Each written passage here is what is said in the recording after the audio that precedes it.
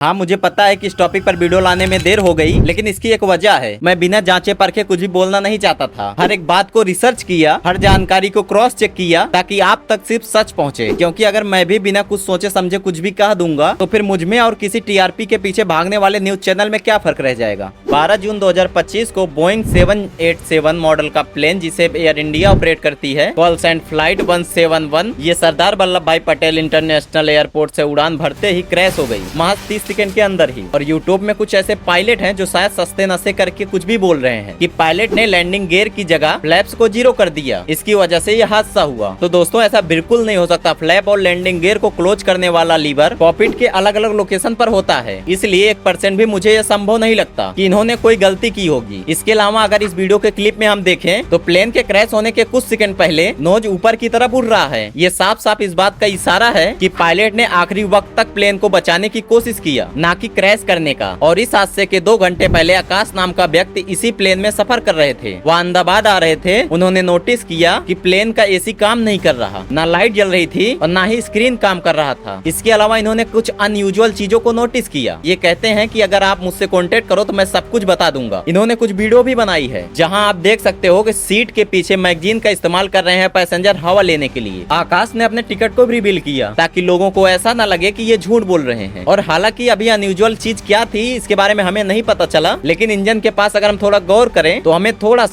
सा डैमेज जैसा दिखाई दे रहा है। क्या सच में ये थोड़ा सा डैमेज ही था? तो इसी चीज को पता करने के लिए बोइंग के पास्ट रिकॉर्ड को चेक किया, बोइंग के सेफ्टी इशू के बारे में समझने की कोशिश की, और यहाँ पर मुझे कई सारी चौंकाने वाली बात पता चली। मुझे तो ऐसा लगता है जैसे बोइंग के इंजीनियरों को पहले से ही पता था कि आज नहीं तो कल कोई बड़ा हादसा जरूर होगा। बोइंग और एयरबस जो पूरी दुनिया में प्लेन की मैन्युफैक्चरिंग करके बेचती हैं, और वो बोइंग का ही 787 मॉडल का प्लेन था। बोइंग ने इस मॉडल के प्लेन को 1000 से ज्यादा संख्या में बनाया है। इसके अलावा ये बोइंग 737, बोइंग 777 ऐसे ही ना जाने कितने सारे मॉडल के प्लेन बनाती है। इवन बोइंग इनके पार्ट भी बनाती है ताकि सर्विस के दौरान किसी पार्ट को चेंज करने की जरूरत पड़े तो इन पार्ट को फिर से बेच सके। तो समय के साथ साथ प्लेन की डिमांड बढ़ती जा रही है, और यहाँ के वर्कर के दिमाग में हमेशा ये प्रेशर बना रहता है कि जल्दी से जल्दी काम निकाला जाए। अक्सर ये जल्दबाजी वर्कर से इसे काम करा देती है जो इन्हें नहीं करना चाहिए था। बोइंग के एक इंजीनियर सैम 10 सालों से वहाँ पर काम कर रहे थे। उन्होंने नोटिस किया कि अब यहाँ पर बहुत कुछ बदल चुका है। वो कहते हैं कि प्लेन को बनाते समय सब कुछ बहुत जल्दबाजी में फिट कर दिया जाता है। हालांकि विमान के विशाल टुकड़े को जोड़ने के लिए ये सुनिश्चित करना बहुत जरूरी होता है कि सब कुछ सटीक तरीके से फिट हो जाए, पर 2 टुकड़े के शेप और साइज भी एक जैसे हों तभी तो वो आसानी से फिट होगा। पर कई बार ऐसा होता नहीं है और उसे गलत तरीके से फिट कर दिया जाता है। नतीजा कुछ सालों के बाद प्लेन के ढांचों में कमजोरी आने लगती है। सैम ये भी कहते हैं कि कुछ वर्कर्स प्लेन के पार्ट को जबरदस्ती दबा कर उसे अलाइन करते हैं, और ऐसे पिछले कुछ सालों से बड़ी तेजी से किया जा रहा है। और इसी चीज को देख के सैम ने क्लेम भी किया था, लेकिन इनके क्लेम को डिसमिस कर दिया गया और ये कहा गया कि अपना मुंह बंद रखो। बोइंग के एक इंजीनियर जॉन का काम है क्वालिटी कंट्रोल का। जॉन का यहाँ पर काम ये होता है कि जो पार्ट बन रहा है क्या वो उतना परफेक्ट है जितना उसे होना चाहिए। उन्होंने पाया कि यहाँ के वर्कर प्रोडक्शन के प्रेशर में डिमांड के अनुसार प्रोडक्ट बना नहीं पा रहे हैं, इसलिए वह उन पार्ट्स को भी फिट कर देते हैं जो क्वालिटी स्टैंडर्ड को मीट करने में फेल हो जाता है, लेकिन फिर भी उन डिफेक्टेड पार्ट को प्लेन में फिट कर दिया जाता है। और वो ये भी कहते हैं कि जो एयरक्राफ्ट में ऑक्सीजन सिस्टम है वो 4 में से 1 खराब निकलेगा। ऑक्सीजन सिस्टम बेसिकली तब काम आता है जब हाई एल्टीट्यूड पे प्लेन का दोनों इंजन खराब हो जाए या फिर किसी वजह से केबिन में एयर प्रेशर कम होने लगे। ऐसे में सारे पैसेंजर सांस नहीं ले पाएंगे। ऐसे कंडीशन के लिए प्लेन में इमरजेंसी ऑक्सीजन मास्क होता है, लेकिन जॉन के हिसाब से इमरजेंसी केस में 4 में से 1 यात्री सांस नहीं ले पाएगा, क्योंकि 4 में से 1 ऑक्सीजन मास्क खराब है। इन्होंने बोइंग के खिलाफ आवाज भी उठाया, लेकिन बोइंग ने सब कुछ डिनाइड कर दिया। इस मुद्दे पर आगे जाकर केस भी हुआ था मार्च 2024 में, लेकिन एक अकेला इंसान शायद इतनी बड़ी कंपनी से लड़ नहीं पाया। लेकिन जब कोर्ट में तीसरी बार सुनवाई हुई उसके बाद लोगों को जॉन की सिर्फ लाश मिली। सिर पर गोली लगने से उनकी मौत हुई थी। घाव कुछ ऐसा था मानो कि उन्होंने खुद को गोली मार लिया हो। जॉन के फैमिली वालों ने केस भी फाइल किया था, ये कहते हुए कि बोइंग की वजह से जॉन डिप्रेशन में चले गए थे। और ऐसे ही एक इशू बोइंग के मैकेनिक रिचर्ड ने भी उठाया और उसके बाद उन्हें जॉब से निकाल दिया गया। उन्होंने प्रेशर बल्क हेड पर कंप्लेन किया था। बल्क हेड प्लेन के टेल का पिछला भाग होता है जो प्लेन के अंदर एयर प्रेशर को मेंटेन करता है। इस तरह के कई सारे कंप्लेन किए गए। तो फाइनली इतने सारे कंप्लेन करने के बाद FAA ने जांच किया। उन्होंने भी ये पाया कि यहाँ पर मल्टीपल इशू हैं प्लेन के प्रोडक्शन में, और इन गलतियों की वजह से कितनों की जान गई और भी कितनों की जान जाएंगी, लेकिन वो पूरा जांच करते उससे पहले ही उन्हें पैसा खिलाकर उनका मुंह बंद कर दिया गया और वहीं पर जांच बंद हो गई। तो अब बात करते हैं कि अभी जो दुर्घटना हुआ है उसमें क्या हो रहा है। तो अभी इन्वेस्टिगेशन का पूरा ध्यान ये पता लगाने में है कि कहीं मेंटेनेंस में तो कोई गड़बड़ी नहीं थी, क्योंकि प्लेन का दोनों इंजन एक साथ बंद हो जाना ऐसा होने की संभावना बहुत कम है। इसलिए फ्यूल सिस्टम की जांच हो रही है, क्योंकि अगर फ्यूल ही इंजन तक नहीं पहुंचेगा तो 100% चांस है कि दोनों इंजन फेल हो जाएं। क्योंकि ऐसे ही एक हादसा हुआ था झारखंड के धनबाद में और अचानक से इस प्लेन का इंजन फेल हो गया और थ्रस्ट मिलना बंद हो गया और ये प्लेन घर के छत पर जाकर गिरा। लेकिन ये एक छोटा सिंगल प्रोपेलर वाला प्लेन था, इसलिए आग नहीं लगी। और जब इसका रिपोर्ट सामने आया तो ये पता चला कि इसका फ्यूल सप्लाई बंद हो चुका था। ऐसे में एक इंजन हो या दो इंजन हो, अगर इंजन तक फ्यूल ही नहीं पहुंचेगा तो एक साथ दोनों इंजन बंद हो जाएगा। इसलिए फ्यूल सप्लाई की भी प्रॉब्लम हो सकती है, क्योंकि अब क्लियर तो तभी होगा जब ब्लैक बॉक्स से रिपोर्ट आएगी। तो अभी के लिए इतना ही, मिलते हैं नेक्स्ट वीडियो में, तब तक के लिए सब्सक्राइब ना हो।